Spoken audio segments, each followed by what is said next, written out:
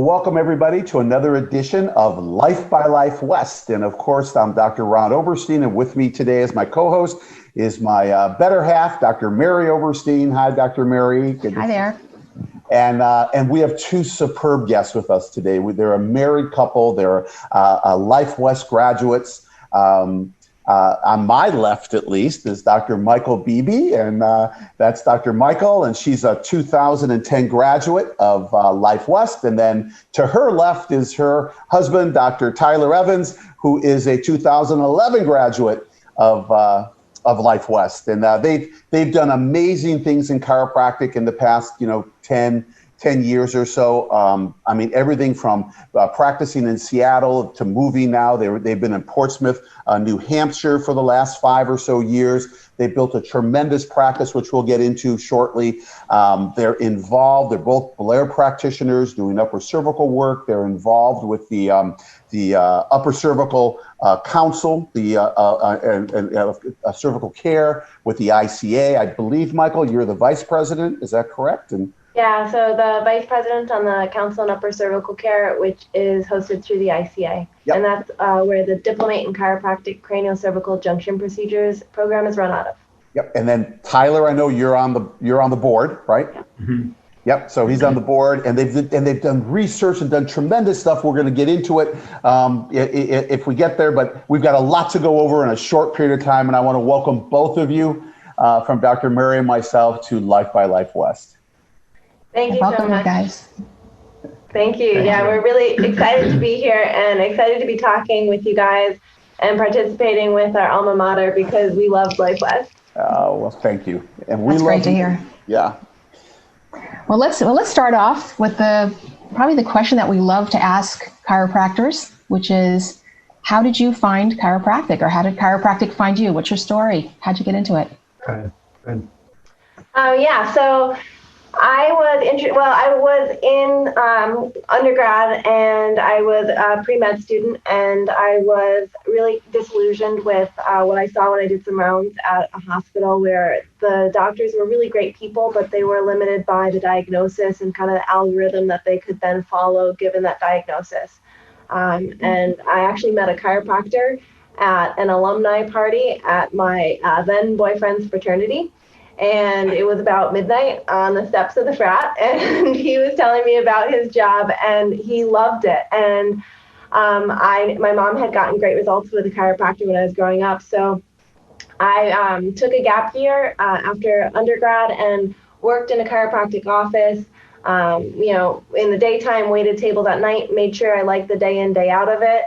And then picked up and drove across the country and went to Life West because I was at the University of New Hampshire and, had asked around and everybody had said that Life West was one of the best schools in the country. So ended up out there. Wow, nice. Yeah, that's great. That's great. And Tyler? Yeah, my story is a little more kind of non-researched. I just jumped in. I was looking for something to get into. I had finished pre-med, and I was actually applied to some optometry schools, and I had been working in an optometry office for like 2 years, and I got to the end of it and graduated it, and I just didn't want to do it. And I was like, man, what the heck am I going to do with all this school? And I don't know what I want to do. So I went to a chiropractic office right down the street. Somebody suggested me, go see a chiropractor, go check out a chiropractor. So I went, oh man, I forget the guy's name, but in my hometown, Muncie, Indiana, where I went to school, Ball State University there, big chiropractic office. He was a Life graduate, had a great thriving practice. He was like, go to a Life school. Don't go to any other school. Go to a Life school. You're going to learn the principles of chiropractic. I was like, sweet, there's one in California. I'm going to go there. I live in Indiana. I want mountains and ocean. So that's why I came. I love it. I jumped without doing much research, but it ended up being amazing, and it was a great choice. I love it. So tell us your stories now. So you guys, were you in the same class? Well, obviously you weren't in the same class because Mychal, you graduated in 10 and Tyler, you graduated in 11, but how did you guys connect and then get married? And give us the cliff notes, the short version of it. Yeah, so we'd always been friends, and we did a lot of similar activities together. While I was at Life West, I was pretty involved politically. So I was in the World Congress of Chiropractic Students, as well as the Student ICA and the Student ACA, and then Toastmasters and a bunch of different clubs and the Upper Cervical Club. And so Tyler was in a bunch of those clubs as well. And so we participated in similar activities, and then ended up doing a lot of so we both hike and mountaineer, and we went to Yosemite and climbed Half Dome and had a really good time together. But we didn't actually start dating until I'd already graduated. So I graduated, and after I graduated, I traveled across the country for a little bit, just myself and my dog in the car. And I kind of always liked him, and I used the excuse because he had this amazing music collection. So I said, hey, I need your music collection. And then I'd call and be like, yeah, I really like this album or this song. And so we talked about the music, and I was driving across the country for about 6 weeks with myself and my dog, and going to national parks and hiking and stuff. And so I ended up landing in Seattle. And then we just kept talking, and I think he followed me up to Seattle. So he ended up coming. At least that's your story, and you're sticking to it, right? Yeah. So we were practicing in Seattle, Washington for about 5 years, and then we had separate practices in Seattle. So I was in Capitol Hill, kind of downtown Seattle. Tyler was in Kirkland, Washington, just right across, just outside the main city. And because Seattle's congestion, cost of living, and some family considerations, we left those practices and then moved across the country to start our practice here in Portsmouth. Great. So were you married before you left? Like when did you get married? Yeah, so we kind of hit this point where it was a transition period. We had both been in practice long enough to buy our practices out from our mentors. So she was mentoring under Dr. Mychal Linares, who's a Blair, amazing doc up there in Seattle. And then Darren White, actually, who was an associate of Dr. Linares at one point. He had a clinic, and Dr. Rashay Bell and a handful of other of our friends that we went to school with there at Life West, all were in that area. So there was this transition point where we all kind of matured and got to a point where we were kind of splitting off and doing our own things. And we had just graduated from the diplomate program of the ICA, the Council on Upper Cervical Care's diplomate program. And our lease was up at our house, and we had to decide, do we want to buy these two practices for $500,000 a piece? And in Seattle, with all the driving and the cost of living, and we were like, yeah, let's go to the other side of the country and start a new practice doing it differently. So that's what we chose to do, and packed up our stuff, got married on the way, actually in Connecticut, where her family lives, and then we moved up here into New Hampshire a month later, after we went to Costa Rica for a month and surfed and climbed mountains, and it was amazing, and then opened our practice. So yeah, that's good. We actually had about a month-long honeymoon because we had no job, no babies. It was nice. Perfect time. I'm going to jump in. I just want to ask a quick question, just really quickly. Which one of you knew first that you were going to marry the other? Ooh. I don't know.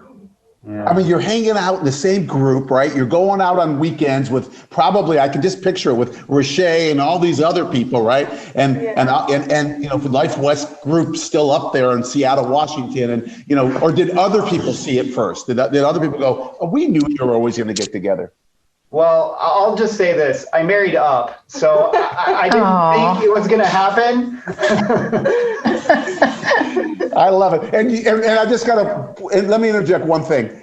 Mychal, here's the deal. I don't know if they told you, but there certainly isn't a lot of mountains in Muncie, Indiana. So when Tyler said, hey, I like to hike and go through the national forest and climb mountains, because Tyler, I'm from Michigan, brother, and I know our slopes are streets of San Francisco, right? It's there's not much hills at all there. So that's so cool. That's so cool. And so guys, obviously we heard your story about how you got together, and I kind of want to shift it now and talk about you guys as a couple in the practice. And I mean, I'm guessing it's really smooth, and you guys, obviously you could tell you get along really great. I met with some students a few months back, and I said, what do you want to hear from speakers that we bring on campus? And they said, well, people come on campus, they tell us how great it is. We kind of want to hear about the challenges and how they overcame them. So besides, I want to kind of hear how you, just like, just how it works in the office with the two of you. Like, how do you split duties and how that all works? And if you could just kind of throw in just some challenges and then what you guys did to overcome those. Yeah, and I think if it appears smooth, then we're doing a great job. And it's wonderful practicing with each other. I really enjoyed it, but it absolutely comes with challenges. So both of us left school and we're associates. And I think that that's really helpful doing upper cervical, at least. So we practice Blair upper cervical technique pretty exclusively in our practice. And with such a very detailed approach, being able to mentor with somebody and associate with somebody and compress their knowledge into a short amount of time and download that is really valuable. And I think we were lucky because my boss, my mentor, was actually the guy who trained Tyler's boss and Tyler's mentor. So our approach to practice was very, very similar, which is super helpful, right? Because I think if you come from like completely opposite clinical aspects of things, that can provide a whole different set of challenges. So our clinical aspect, as well as even just some of the systems with patient communication and how we run like a first visit and a second visit, that all of that was really already dialed in, which was really fortunate. I think when we decided to practice together, we were also, so in Seattle, we briefly touched on, we had two separate practices. Both of us were the clinic directors of those practices. So we were both running things on our own. And both of us are more A-type personalities and more leadership type personalities, but we come about it really differently. And so I think that was the biggest challenge for us to navigate. I tend to do like, and we've kind of already chatted about this, I tend to do like a lot of research. I look into things. I'm very detail oriented. I'm very specific. And Tyler kind of runs in hot with his hair on fire. And they both work. It's just completely different. You guys, same? Same. Yeah. So in the practice now, we got some great advice from some of our other, because I think a lot of professionals end up together, whether we're talking about chiropractors or attorneys or medical doctors. When you're in your late 20s and you're in professional school and you have so much in common with these people, I think a lot of professionals end up together. And so when we thought about practicing together, we got some advice from some other professionals who work together, and couples who are attorneys together, couples who are chiropractors together. And one of the best pieces of advice that we had was just to have our own silos. So making sure that like there was obviously communication, but if, for example, it has to do with patient communication and or systems in the office, that's my silo. So I confer with Tyler, we talk about it, but at the end of the day, the decision is mine. Yeah. If it has to do with IT, or cone beam, we use cone beam CT in our office. So CBCT is a cutting edge technology that really has only been in the profession for about maybe 10 years. And Tyler, in my opinion, is one of the experts in the country on it. He's done the most amount of research. He actually trains other chiropractors, bringing the technology and onboarding it into their clinic. If there's any question about that or the technology needed to support that or the IT systems, like that's Tyler's silo. And so he'll confer on me and I'll be like, do we really need such a huge computer and 5 different hard drives? And he's like, yes. And I'm like, all right, fine. So then Tyler, obviously you compartmentalize, right? Because, you're handling IT, I'm making it, and Mychal, you're doing education, and then somebody's working with your CAs. And I know Mary and I would run into this. It was kind of like mom and dad, like, they'd go and they'd ask, they'd ask one of us one thing. And if they got a no answer, they could always go to the other one and try to get a yes answer. And so we figured that out really quickly. And we said, okay, no. I do certain things with the team. Mary did other things with the team. And so we gave them the boundaries, that they were able to work in. How do you guys handle that kind of stuff? Yeah, I mean, that can become a problem very quickly that, is not great. So you've got to handle that fast and just give one of the people the kind of final say. It's like, it's the same thing with raising kids. Like, we don't have kids yet, but we talk about it all the time. It's like, you got to be on the same page. If you're not on the same page, then they pin you against each other, and then everything just falls apart, and that can happen very fast. So you have to communicate on a daily basis between the couple about what's going on behind the scenes, but as well, you have to communicate outwardly to the team about who's in charge and in this silo, and who to give the final decision to constantly, because everybody does that, right? Like, everybody's always selling something, whether they believe it or not, and we're always trying to get something from other people. So you just have to learn how to navigate that quickly and efficiently with good, clear communication. Yeah, and our team is also amazing. We've got 2 ladies who run the front desk at our office, and we also have one associate who joined us about 1.5 years ago. And so there's 3 docs and 2 support staff. And we actually just moved into a new office, which was a really challenging transition period. So when we started our business, and this might speak to, being married or being new in practice, we took a huge risk. So we left our 2 practices that were thriving and giving us a great income in Seattle, and through a small business or a small family loan, we opened our practice with just our savings, and we started really small. So we had about 1,000 square feet, and we had 2 treatment rooms, an exam room, and a resting room, and a reception area, and a bathroom, in a tiny closet that we called our break room, but it was the water heater room.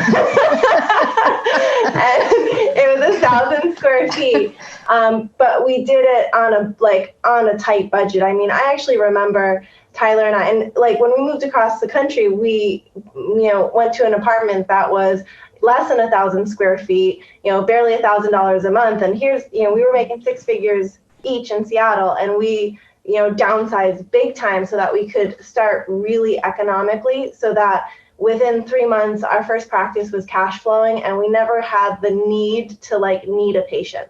Yeah. And within 4 years our practice was well over 200 visits a week, and we were able to actually move into this new practice where we just purchased a condo unit. It's 3,100 square feet. We rent out one side to a naturopathic office. We have the other side. And it's been just an amazing transition, but we couldn't have done that without really good communication with the 2 of us, and then an amazing staff, because we saw patients all week, and then we moved on a Friday afternoon, a Saturday, and a Sunday, and we picked up on Monday morning and started seeing patients, and we didn't lose a thing. Like most people, when you move practices, you're going to lose a certain amount of your practice, and we didn't lose a single patient. Yeah, that's awesome. That is awesome. So do you guys see the same patients? Yeah, I mean, so our practice, because we want it really centered around the care and not the provider. A patient will come in and have a primary provider, and then they have one alternative provider. So most of the time, Tyler and I's alternative provider is actually our associate. So that if we wanted to go on a vacation, right. So we did talk about the fact that we had a really long honeymoon. And that honeymoon was in 2015. The next vacation that we had together was what? 2017? No, October 2000. It was, oh, 2019. 2019. Yeah, the next vacation we had together was 2019. So it was just us. Yeah. For a week.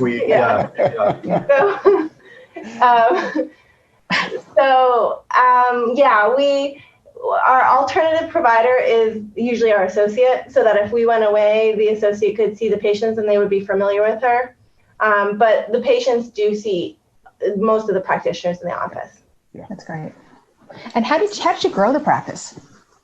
What'd you guys do with it? Whether it marketing? We started by screening. We started by screening, and we both, when we were in Seattle, we grew in that 5-star system, which may or may not be going out there on the West Coast still. But Noah Lloyd, he kind of started that in the whole screening script system.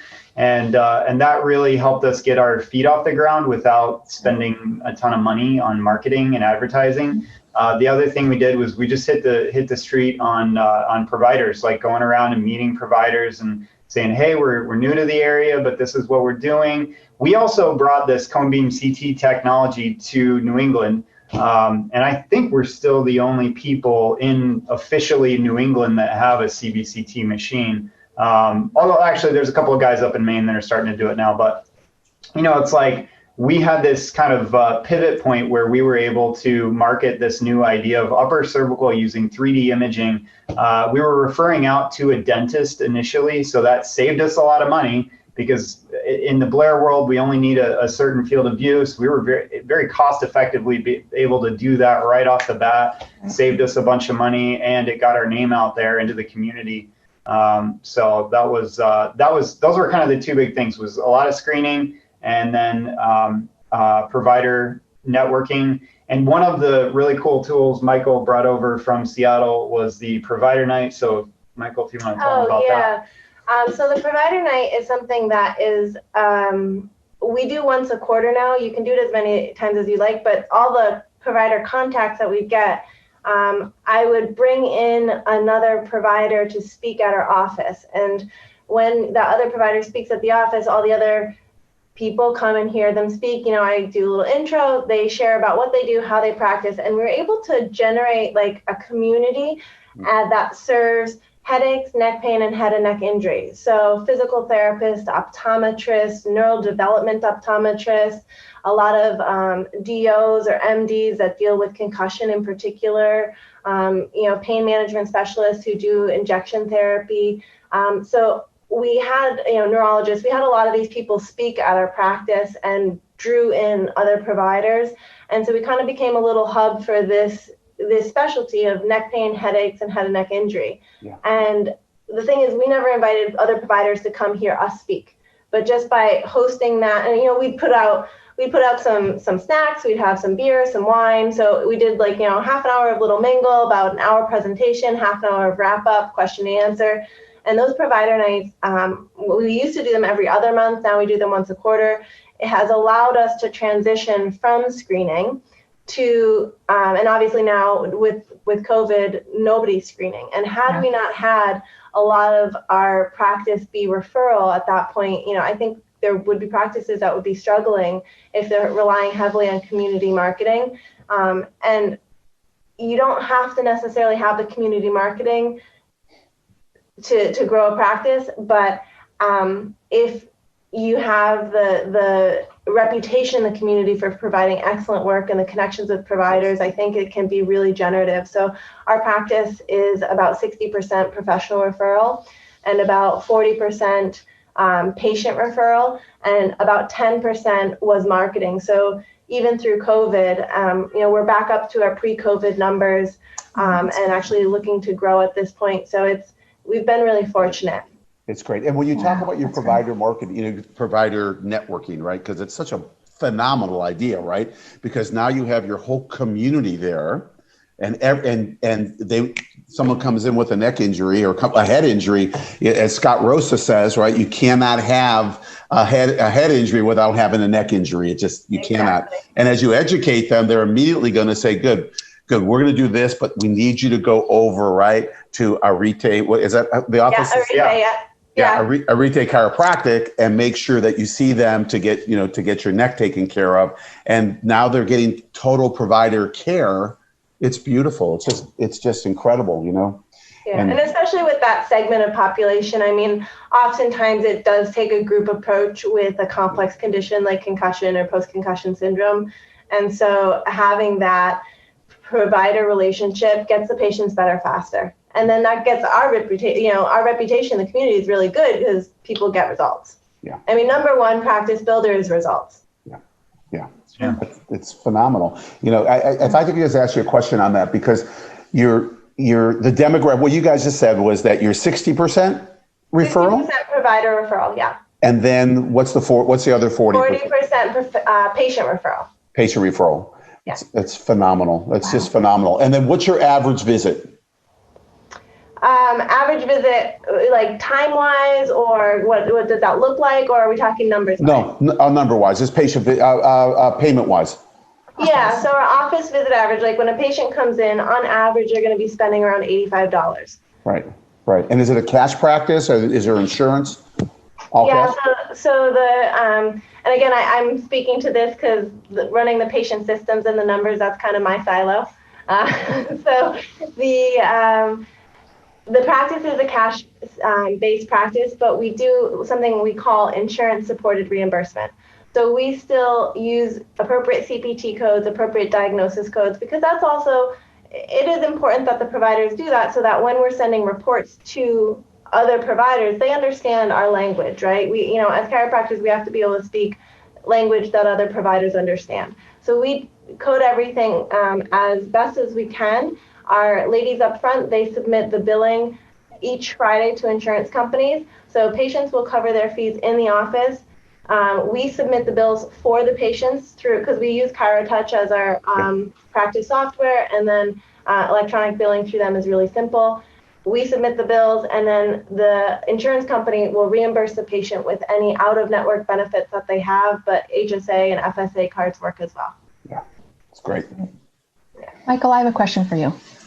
What advice would you give to yourself if you could go back and talk to yourself when you were a student at Life West? What would you say to yourself now with all your wisdom? Oh man, first I think I would tell myself it's all going to be okay. I think that chiropractors can have a lot of uncertainty sometimes when coming out, and just knowing that it's going to be okay as long as you do your homework, find resources that could help you, and I think coaching is very important. Finding a mentor, getting a coach, and then just doing the work, getting out of your own way. So I would really just say it's going to be okay. That's great. Tyler, what advice would you give to yourself, but not as a student, as a new doctor? As a new doctor, I mean, it would be the same. Sorry to do that, but I think really in the end, like I do a lot of like coaching and for myself still, like business coaching and working on things. And the thing that I've found over time, at least for myself and for a lot of people that are really successful, is that they invest heavily in themselves, and that's what makes them successful. You can't continue to be successful if you don't continue to try to grow. If you stop growing, you stop learning, you get stagnant, and you kind of stay the same or go backwards, and that's not good. And if you want to be a chiropractor and be a really awesome chiropractor, you have to be an exceptional individual in caring for people, in technique, in philosophy, and also in between your ears, like in your head. You got to have a very stable state of mind and be able to handle the world that we live in today. We're definitely facing some interesting times, and staying on top of business and healthcare and everything that's going on. You got to have a really solid love for the work that we do, and to grow yourself every day. I meditate 15 minutes every day, and I wish I was doing that when I was a kid. It's like it every little bit helps. So, that's great advice. It's phenomenal advice. Just some of the takeaways that I'm just from listening to both of you, which I thank you so much for just sharing, openly, right? With our viewers and with Dr. Mary and myself. But some of the takeaways that really came out were that, when you left Seattle and you're both making six figures, even though you were doing phenomenal there, it didn't matter about the money. What mattered about was your life, your lifestyle. And then when you moved cross country, and hopefully you stopped in Muncie, Indiana, so that, Mychal, you could at least see what Muncie's all about. but the cool thing was, lots of corn. the cool thing was that you started humbly. Like, you had a bank account, obviously, but you started humbly. You started in 1,000 square feet. You started like we're going to start this from scratch. We're not going to just dump, you started with what you needed, obviously your equipment, but you started humbly and you grew your practice. And what I got from the not taking a vacation, which, chiropractors are always on vacation. We never really, Dr. Mary and I could agree that we haven't worked a day in our lives, and probably the same. We love what we do, right? And we do what we love. But you set the foundation, those first 4 years or whatever it took, you set the foundation for what you have now, which is a very thriving practice that's very successful, taking care of people, getting results financially. You're supporting a team around you that you're taking care of them. I think that's so important for our viewers to know that, we're not all that, maybe 20 years from now, it might be different, or 15 years, but you put the time in, and I just want to honor you for that because it's really what it takes, Thank you. And it's a really important point to know that you can be very successful and make amazing changes in people's lives. And you don't have to have, a huge reception with a water feature and wood floors. And none of that is important. We had really good drop tables for the Blair upper cervical adjustment. And then we had some leg check table that was $120 that Tyler found on Facebook that he drove to go get, and we referred out for our imaging. We made our own resting benches, like Tyler's dad's a carpenter. He came out. And so we started very humbly. In fact, and I know I don't want to take up so much time, but we just to laugh about it, we actually had a full-on fight about our computer office bags, because on Amazon, the ones that were padded were $29.99 and the ones that were not padded were $19.99. And I'm kind of the comptroller, but Tyler's silo is the IT, and he's like, we need the padded laptop bag for the laptops that are $5,000 with a huge graphic card and a huge fan to support this 3D imaging. And I'm like, no, we just need we had an actual fight about that. That's cute. That's so cool. That is so cool. But it really is. It's just amazing, because when couples get together like yourself and they, and whether they're married, whether they're significant others, it doesn't really matter. But when they work together, it's honoring each other and like you said, compartmentalizing or siloing, that you do this, I do that. If I don't like what you do, what you want, I can't really, because you might not like what I want, right? And we just go with it, right? And be able to grow from there, because really that's the small stuff, But the other cool thing, and Mary, I don't know if you picked this up or not, they say that you're as successful as the 5 or 7 people that you hang around, that kind of thing. And thinking about the two of you being in Seattle with Rashay, Rashay Bell she's going to be on they're getting the time with her to get on our show, right? And the other people that you're with, if you looked at all of them right now and what they're doing, they're all probably doing very well, right? You guys are all kind of doing the same. And I think that's a really good point for our younger doctors and our students to know, is like who you're hanging out with is who you're going to exemplify, right? Absolutely. Find people that are doing it better than you. And some of our other mentors, Jeff Schulten, we went through the Diplomate program with up in Calgary, Canada. We visited his practice. Dr. Lenars has been a huge influence on our life, and Darren White has been a huge influence on our life. And we've been very fortunate to be around people that have made big impact in chiropractic and their personal life. And it's really crucial to filter who you're spending your precious time with. Yeah, that's beautiful. It's beautiful. Yeah. Well, And that's the takeaway I got from you guys. It's just like you guys used a lot of resources. You did it yourself, but you asked for help, and it sounds like, Mychal. And a lot of coaching. Yeah, a lot of coaching. So Yeah. both chiropractic and just straight up business coaching. And it shows listening to you guys, like, you're obviously really successful and you're young, and, it's awesome. Great. And it's not just the coaching. Anyone can get coaching. It's being coachable. Yeah. And that's what makes the difference. And because Mary and I coached for years, right? And we had same people taught the same stuff, and some got it, some didn't. We have to be coachable. That's the ones who can really, really grow. It's awesome. Hey, I want to do a shout out before we end right now, because Tyler, I really just need to kind of acknowledge you. We're bringing, you guys know this, we talked about this, we're bringing CBCT to the college.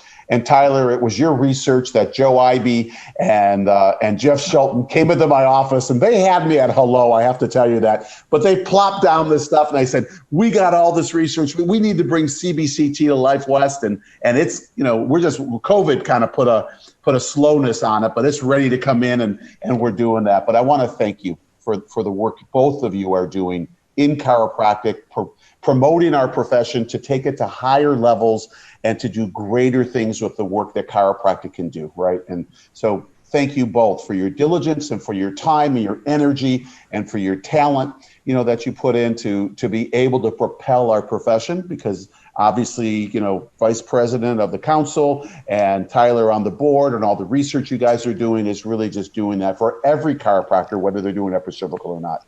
It just shows the validity of chiropractic and what we all know anecdotally, but now we're showing it in the research side. So thank you. And I think we hit that time, huh, Mayor? We did. All right. Well, I thank you guys. Thank both of you. And, I'll do the outro, I guess. I want to thank the viewers for being with us today. Gold. So just re-listen to this. And we're going to have Dr. Mychal and Tyler's website up, and we'll put the Upper Cervical Council up. That'll be up. But please look into these and reach out to them. They're a resource. If you need anything, they'll be there for you as others have been there for them. And we want to thank you for being with us today. Come back to Life by Life West. You can hear more amazing, successful stories from chiropractors who've been out from 0 to 10 to 15 years. And we love you. We appreciate that you're following us and that you're with us. And remember to keep hugging those around you. Live your life from above them, inside out, until our next Life by Life West will bid you adieu, and thank you for all that you do for the world to create a brighter future for humanity.